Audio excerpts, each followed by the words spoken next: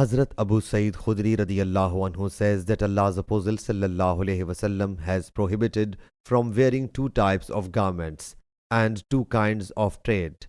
As for trade, he sallallahu alaihi wasallam prohibited mulamasa and munabada.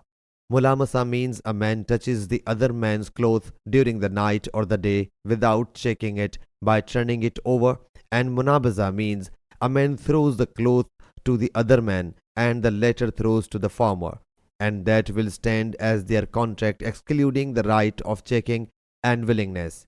As for two prohibited garments, one is ishtimalu sama. Sama means that a man puts a garment on his shoulder in such a way as his other shoulder remains exposed, and there should be no piece of cloth or garment to put on the other shoulder.